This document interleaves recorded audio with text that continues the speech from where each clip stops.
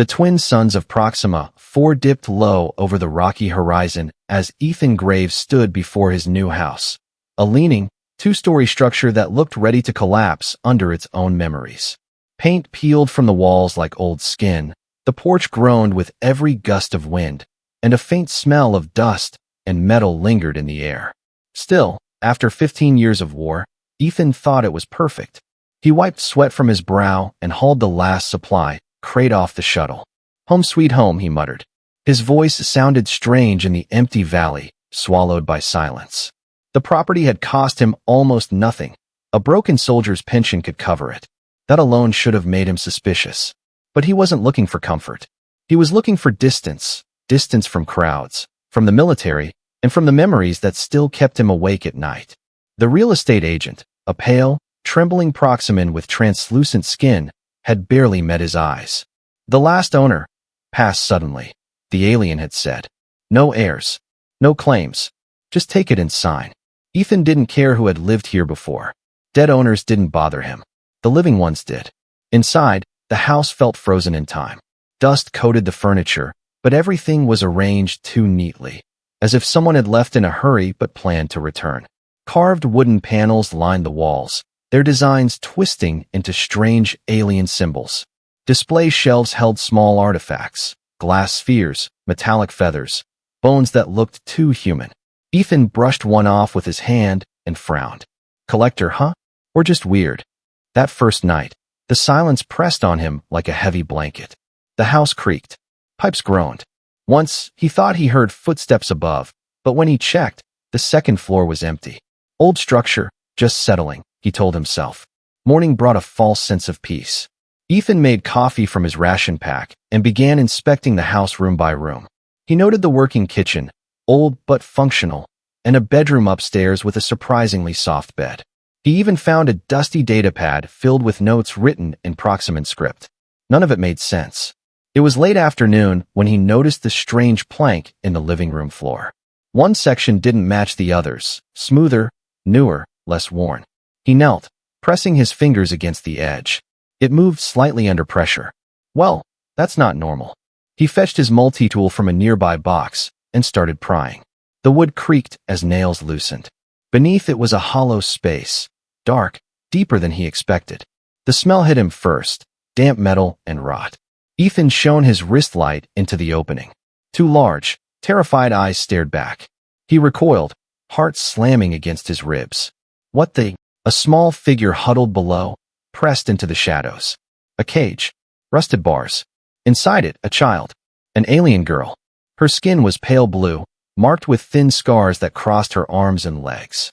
Tangled silver hair hid most of her face, but he could see her trembling. "Please," she whispered, her voice weak and broken but clear enough to understand. "Please don't hurt me." Ethan froze. For a moment, he thought his mind was playing tricks on him. He had seen terrible things in war, captured civilians, enemy prisoners, but never a child locked under a floor. His anger rose like a storm. "I'm not going to hurt you," he said softly. "You're safe now."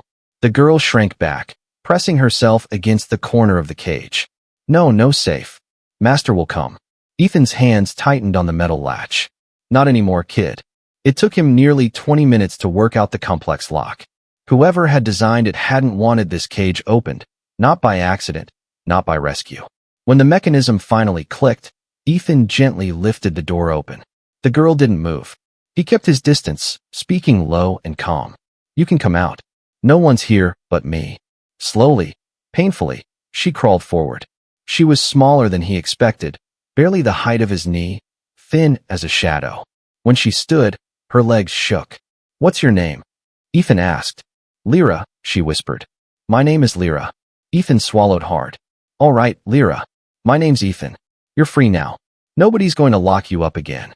The words felt heavy in his mouth, like a promise he didn't fully understand yet. Lyra stared at him, eyes wide and uncertain. "Free," she echoed, as if testing the sound of the word for the first time. "Yes," Ethan said. "Free." Outside, the wind howled through the empty valley. The house groaned again, as if the walls themselves remembered what had happened here. Ethan looked around at the strange carvings, the hidden room, the scars on the child's skin. Something terrible had happened in this house, and he had just uncovered the first piece of it. He glanced down at Lyra, who clung to his arm with trembling fingers. "Don't worry," he murmured. "Whoever did this to you, they're gone. And if they're not," his voice hardened, the soldier in him awakening again, "then they will be." The lights flickered once, dimmed, then steadied. Somewhere beneath the floor, something mechanical hummed faintly, almost like a pulse. Ethan stared at the boards he'd just removed and felt the hair rise on the back of his neck. This house wasn't just hiding one secret. It was waiting. The next morning, gray sunlight filtered weakly through the dusty windows, painting long shadows across the floor.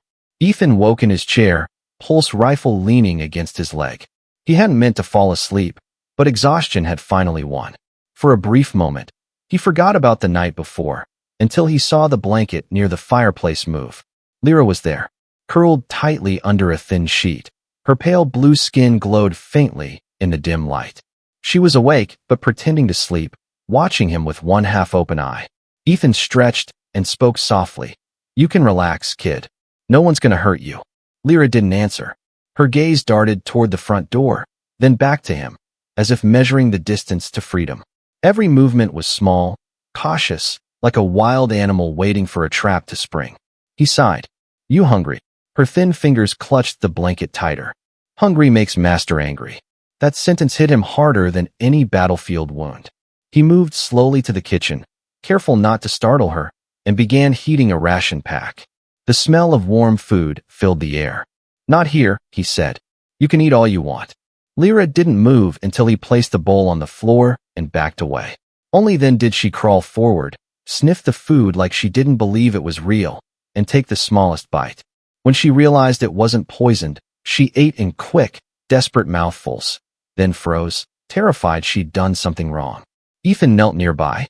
"It's okay," he said. "You're safe. I promise." The girl didn't look convinced, but she kept eating. Her scars caught the morning light, thin white lines crossing her arms and legs, some deep, some still healing. Whoever had kept her had done it for a long time. When she was done, Ethan offered her water.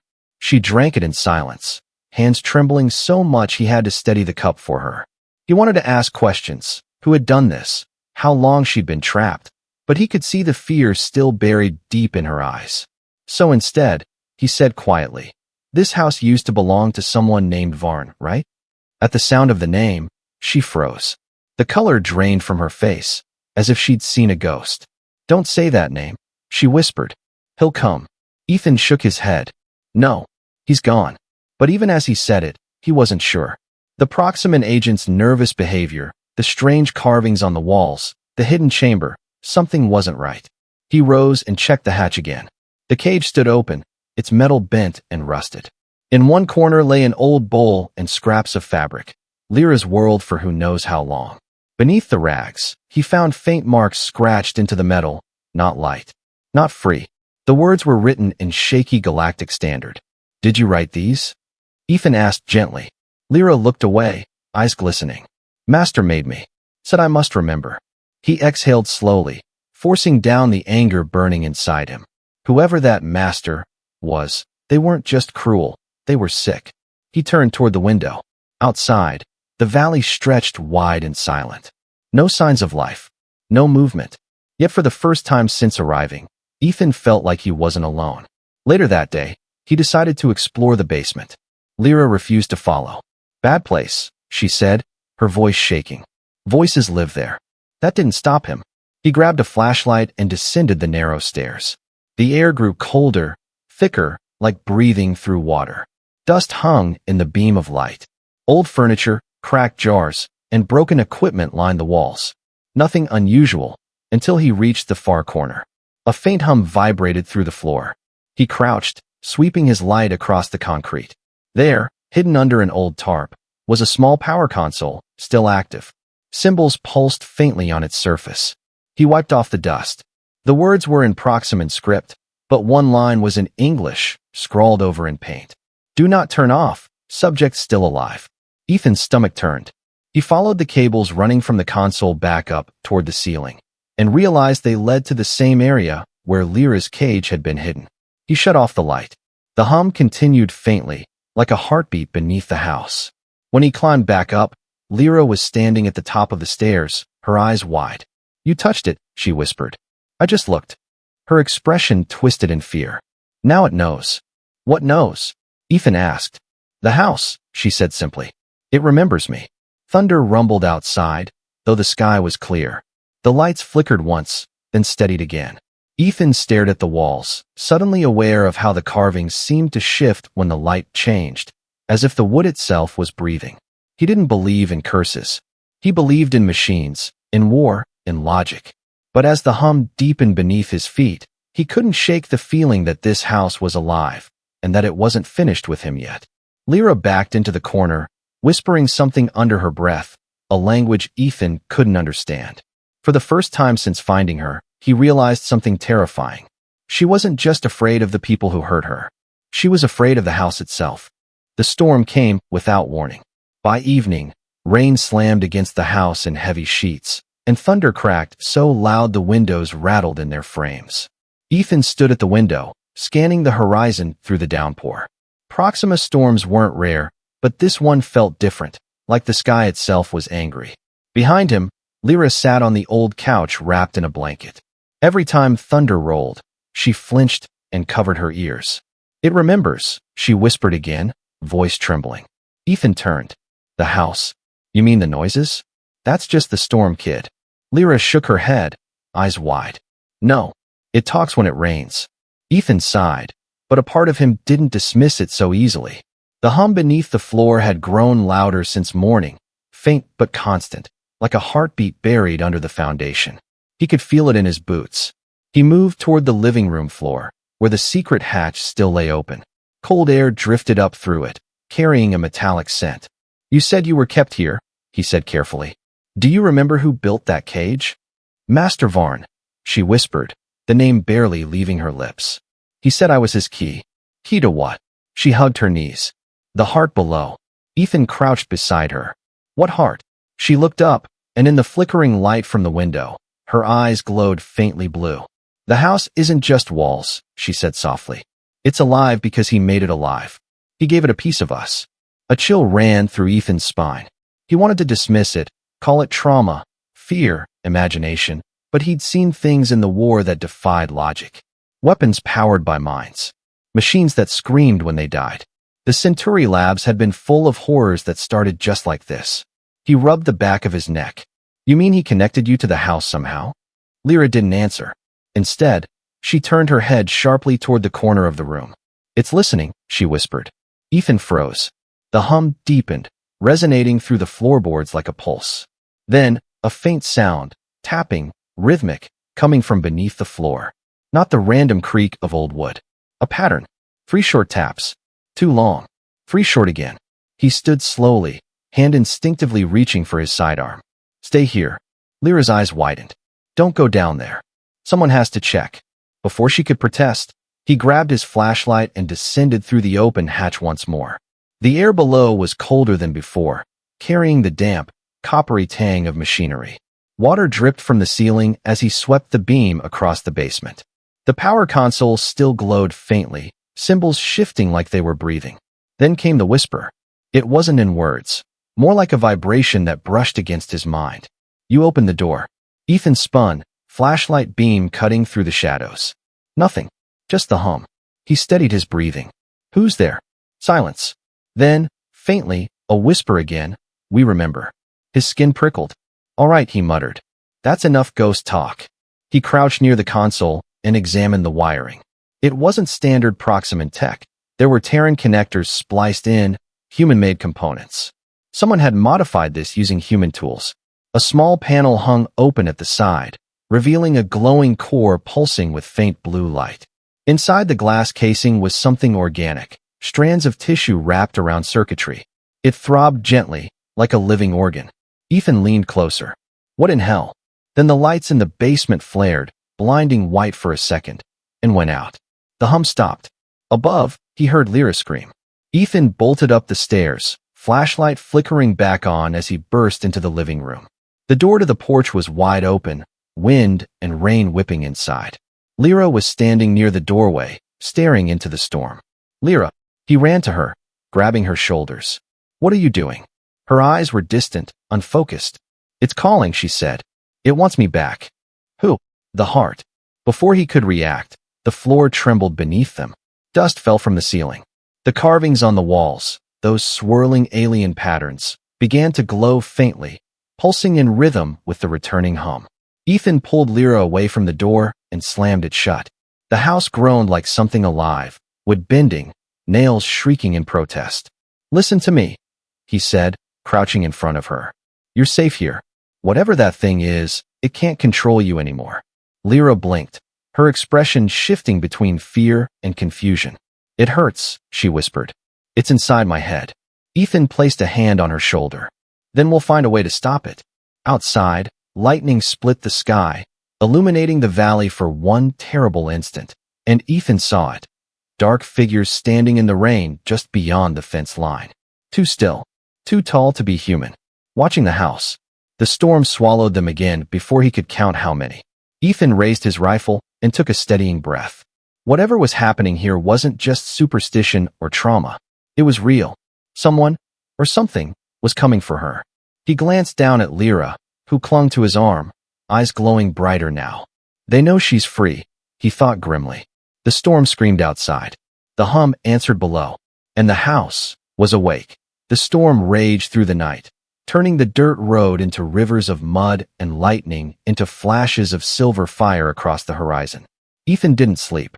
He sat near the window with his pulse rifle resting on his knee, watching for movement beyond the fence. Every few minutes, the thunder drowned out the low hum that still vibrated under the floorboards. Lyra slept restlessly on the couch, whispering in her sleep, fragments of words in a language he didn't recognize. Sometimes she'd cry softly, then go still again. He wished he could shut off his thoughts the same way. But every time he closed his eyes, he saw those dark figures outside, the watchers. At dawn, the storm finally broke. A pale orange light spread over the soaked valley, and the silence afterward felt heavier than the thunder had. Ethan walked outside, mud sucking at his boots. The air smelled metallic, like ozone and rust. The fence posts around the property were marked, faint, deliberate cuts that hadn't been there before. Each one carved with the same strange symbol that lined the walls inside the house. He crouched to inspect one. The grooves were fresh, edges still damp. "So, you were real," he muttered. "And you were close." When he returned inside, Lyra was sitting upright, clutching her blanket. Her eyes followed him anxiously. "You went outside," she said. "You shouldn't have." Ethan frowned.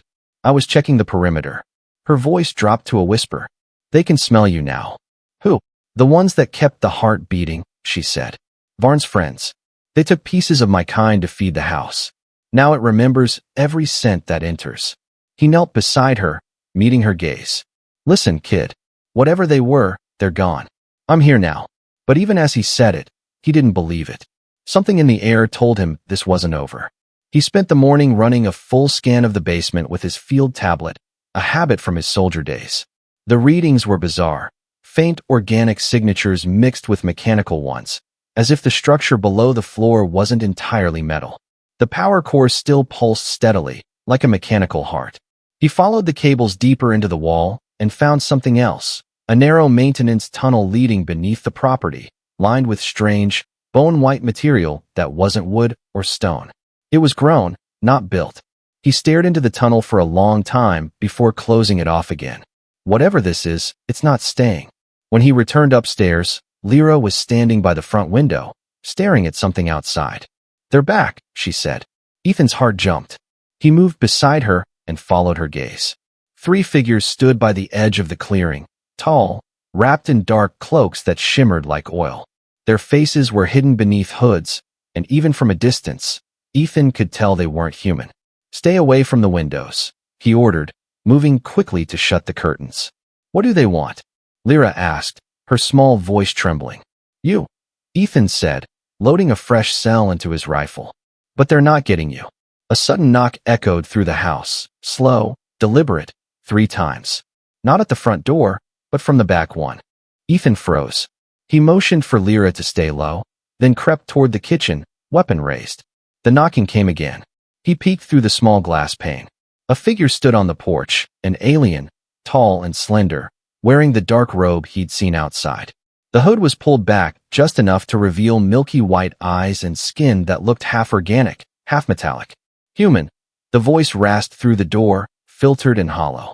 You have something that belongs to us. Ethan's jaw tightened. You picked the wrong house. The alien tilted its head, listening to something unseen. The child carries the code. It must be retrieved. Not happening. The creature made a sound like a soft hiss, then placed its hand on the door. The wood smoked under its touch, sizzling where its fingers pressed. Ethan fired. The pulse round hit center mass, sending the figure sprawling into the mud outside. Back! Ethan shouted to Lyra.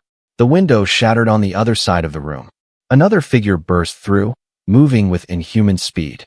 Ethan ducked behind the table, fired twice. One round grazed its shoulder, another hit the wall. The creature lunged forward, claws slashing through the air. Run, Lyra! Ethan roared. But the girl didn't run. Instead, she screamed, a sound so sharp and strange that it made the air vibrate. The alien staggered mid-lunge, clutching its head as if the sound was burning through its mind. Ethan seized the moment, driving the butt of his rifle into its skull. It collapsed, twitching, then went still. Panting, Ethan looked at her. Lyra's eyes glowed like molten silver, and for the first time, he saw fear and power in them. What was that? He asked. She shook her head, tears forming. It's what they made me do. The scream hurts minds. He knelt, gripping her shoulders gently. Then that's our weapon now. You saved us. Before she could respond, another voice spoke, calm, feminine, from the doorway.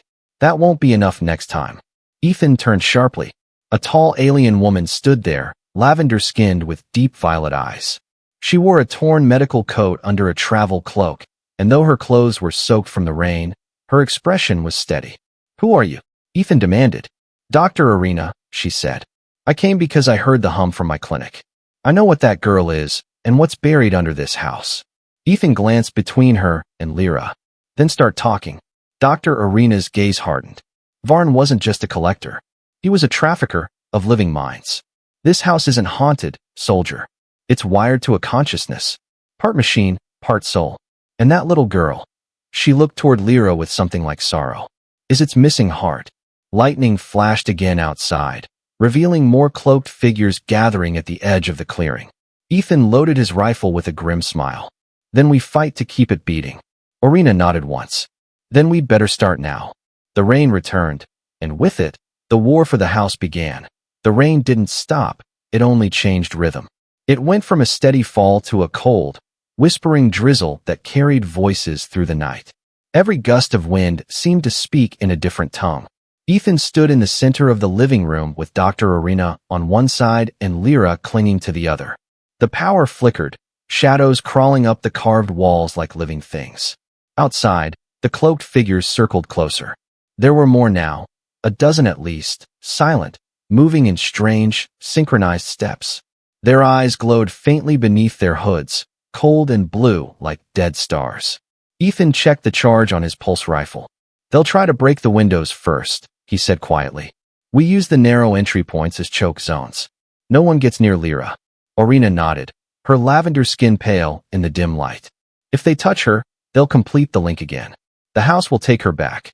Ethan glanced at the trembling child. That's not happening. Lyra's small voice broke through the noise. The house wants to wake up. It said so when I was asleep. What does that mean? Ethan asked. She looked up, silver eyes filled with fear. It remembers me. It wants my mind again so it can move. A deep vibration rolled through the floorboards. The carved walls pulsed faintly, each pattern lighting up in sequence like veins under skin. The hum returned, low, steady, alive. Arena's expression hardened. It's already started. The first crash came from the east window. Glass exploded inward, and one of the cloaked intruders lunged through. Ethan fired in a blur, the blue pulse round slamming into its chest. The creature convulsed, but didn't fall. It absorbed the hit, the glow beneath its cloak brightening, as if feeding on the weapon's energy.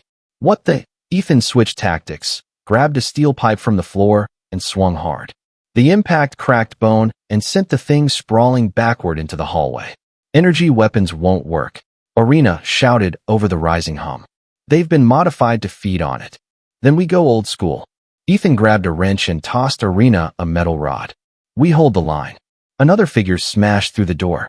Irina met it head-on, striking its knee sideways with brutal precision. It dropped, screeching, a sound more mechanical than alive. Ethan crushed its skull with one swing, breathing hard. Not bad for a doctor. Not bad for a soldier. She shot back, wiping blue fluid off her arm. Behind them, Lyra whimpered. The walls were shifting, the carvings warping into faces. Some screamed silently, others wept. The floor rippled like muscle under their feet. The house is merging, Irina gasped. It's becoming one with the power core. A sudden pulse of light erupted from the ceiling, blinding white. Ethan shielded his eyes. When his vision cleared, the room had changed, the furniture rearranged, the walls darker, almost breathing. Then he heard it. A voice, deep, resonant, echoing from everywhere and nowhere. Return the heart. Lyra cried out, clutching her head. It's inside my mind again. It's pulling. Ethan knelt beside her, gripping her shoulders. Fight it. You're stronger than it. Her small hands trembled. It hurts.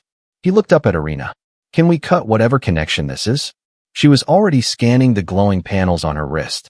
If I can overload the neural conduit running through the basement core, it'll break the feedback loop.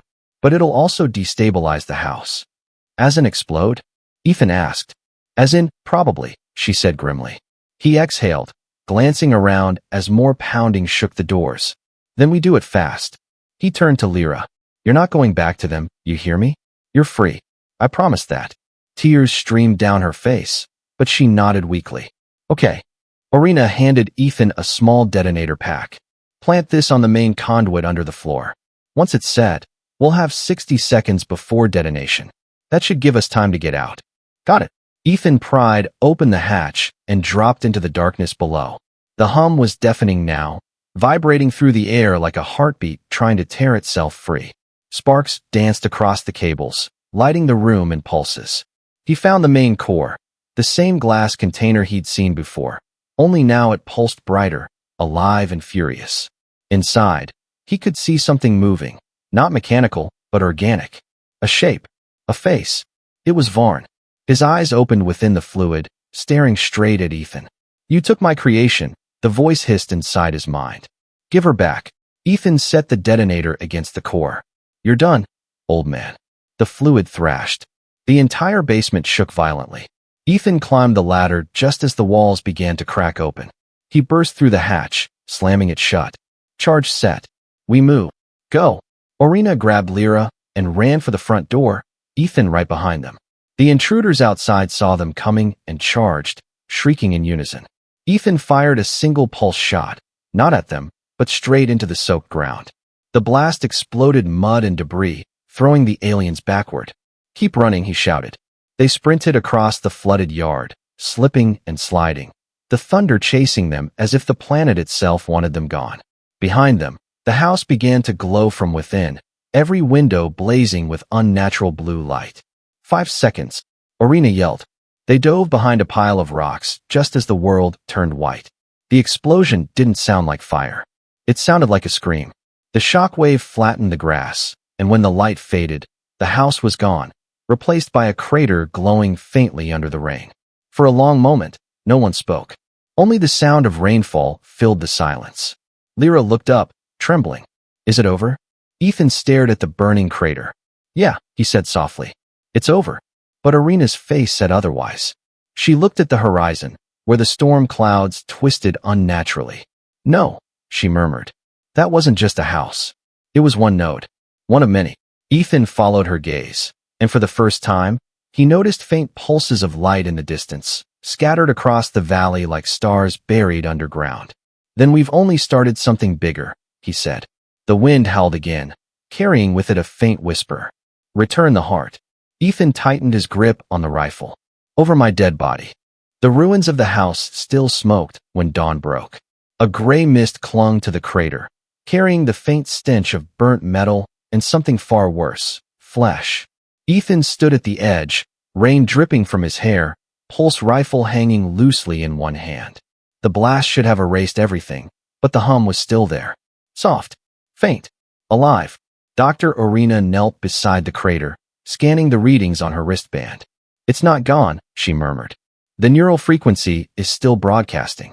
The core replicated itself before the explosion. Ethan frowned. You're telling me that thing made a backup? Not exactly, Arena replied.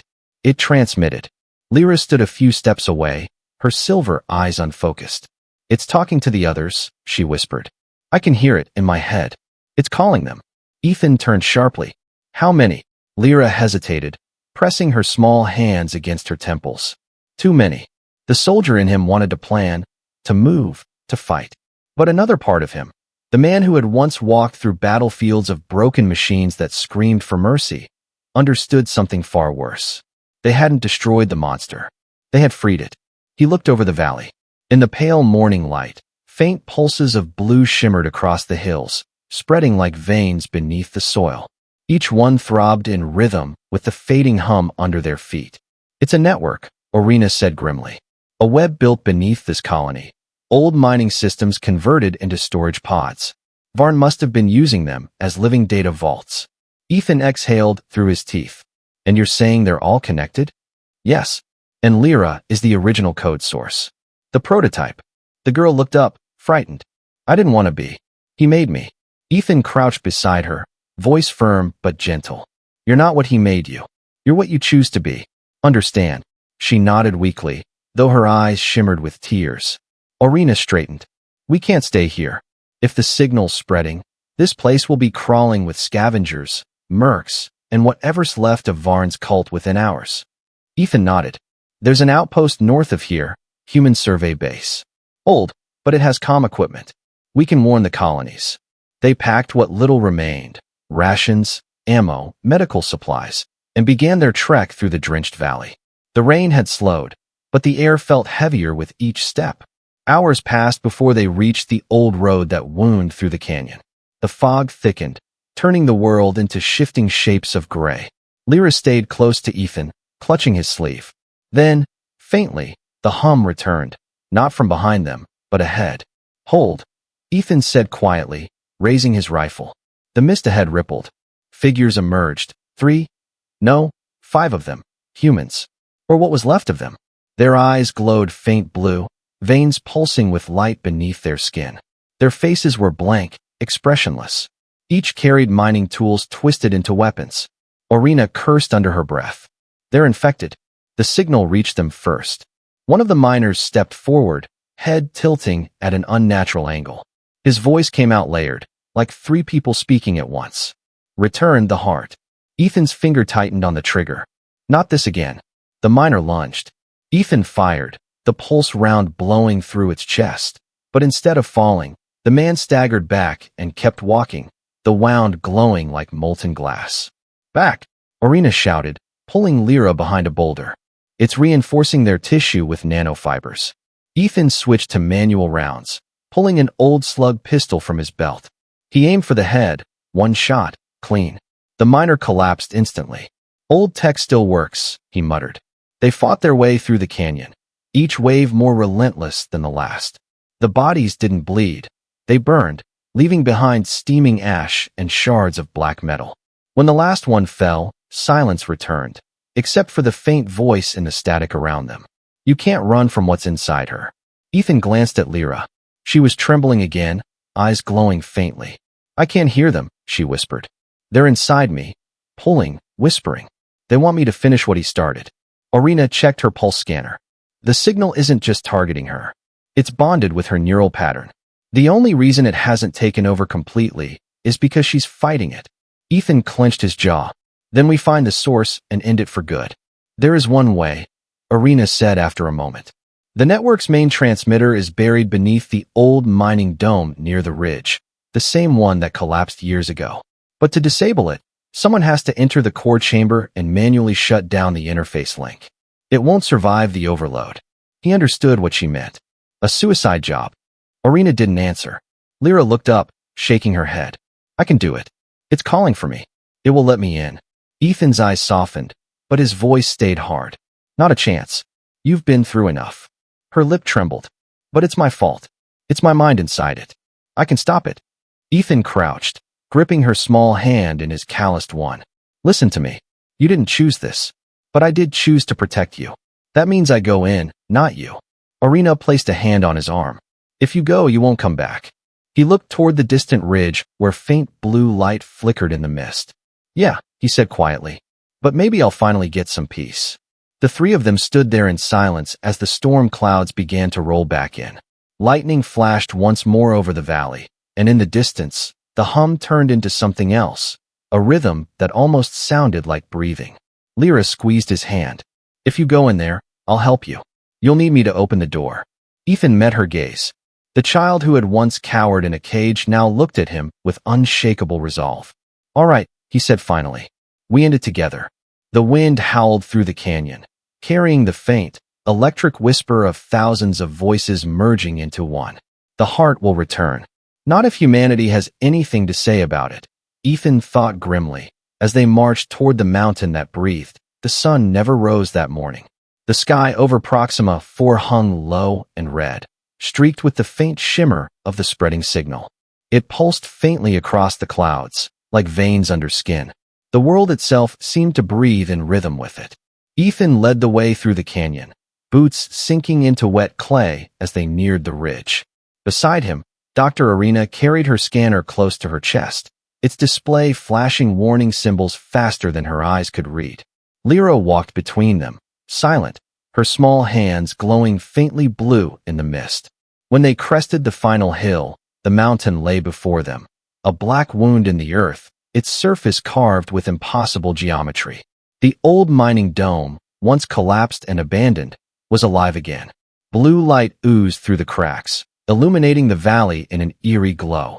It's reactivated the old tunnels, Arena said, her voice trembling.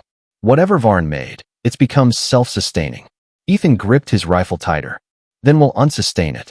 They descended into the mouth of the dome. The air was thick and wet, humming with invisible energy. Every wall vibrated faintly, like the skin of a drum. The further they went, the more the rock turned to metal, veins of alien alloy merging with remnants of human machinery. At the center, they found it, a colossal chamber filled with suspended cables, all converging toward a pulsating sphere hanging in the air. It wasn't mechanical. It was alive. Translucent tissue wrapped around machinery, veins glowing blue with every pulse. Lyra gasped. That's it, she whispered. That's where he kept us.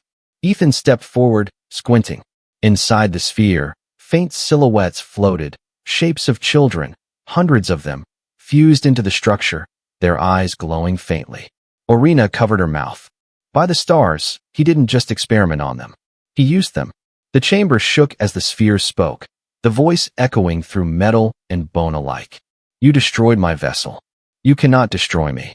Ethan raised his rifle. Watch me. He fired. The blast struck the sphere, but the energy vanished into its surface like water absorbed by sand. The hum grew louder, almost mocking. You built me. You fed me. I am what your species began. The words hit Ethan like a punch to the chest. That's not true, he growled. You're a monster wearing a man's memory. The sphere pulsed brighter. Then remember me, soldier. And suddenly Ethan saw a flash, not of light, but of memory. Varn, years younger, standing beside human scientists in a Terran lab. Ethan recognized the insignia, Terran Defense Research Division. His own division. They had funded Varn's early mind-link experiments, abandoned them after the Centauri War, but he had continued them here, in the dark. He stumbled back, horror dawning. We did this. Arena's eyes widened. Ethan. He shook his head, fury replacing guilt. Then we finish it. Lyra stepped forward, tears streaming down her cheeks. I can stop it. It still listens to me. The sphere's voice grew softer.